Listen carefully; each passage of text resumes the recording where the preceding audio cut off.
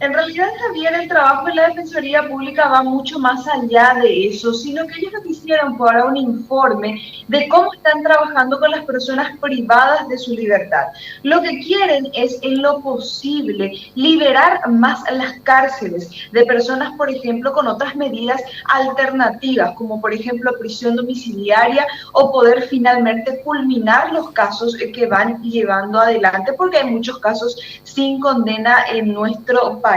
Lo que está haciendo entonces la Defensoría Pública es presionar sobre ese trabajo y principalmente están trabajando con personas que ya cuentan con enfermedades, también con personas de la tercera edad, mujeres embarazadas privadas de su libertad y también con los menores que están en los centros educativos. Vamos a escuchar lo que decía en torno a este tema la defensora pública Lorena Segovia. Escuchemos.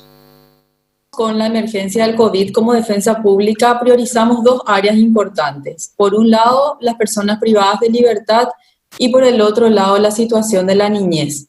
Respecto a nuestro trabajo durante la cuarentena, las personas privadas de libertad, consideramos que era muy importante que colaboremos efectivamente en la disminución del hacinamiento dentro de las penitenciarías. La emergencia o la crisis penitenciaria ya existía antes del COVID y nos daba cuenta de que había 15.000 o 15.500 personas privadas de libertad y un hacinamiento como el que había o el que existe es de altísimo riesgo para la transmisión o el contagio del COVID. Entonces hicimos un relevamiento identificando una población, una cantidad de casos de 947 personas que podrían obtener medidas menos gravosas que la prisión preventiva, que podrían obtener su libertad o un arresto domiciliario, de los cuales más de 400 era en razón de que eran personas adultas mayores, enfermas, embarazadas, en periodo de lactancia, discapacidad.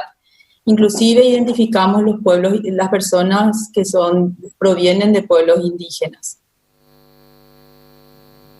Bueno, palabras entonces de la defensora en relación a este tema. Y desde el inicio de la cuarentena, en donde se está tomando medidas sanitarias mucho más estrictas, más de 60 personas ya fueron destinadas con otras medidas. Por ejemplo, prisión domiciliaria. También otras personas están en estudio y sus procesos están siendo llevados a cabo. Y por supuesto, la Defensoría está haciendo un seguimiento importante a esto. Con un número reducido de personas, siempre tomando las precauciones sanitarias, pero se está tratando de agilizar estos procesos. Como te decía Javier al iniciar el contacto, con personas con enfermedades, también con personas embarazadas, que son las que están principalmente en el Buen Pastor, y con los menores que están en los centros educativos. De hecho, ya se venía trabajando de esta manera con la ley de emergencia penitenciaria que buscaba descongestionar las cárceles. Ahora con esto, con la emergencia sanitaria, se está acelerando mucho más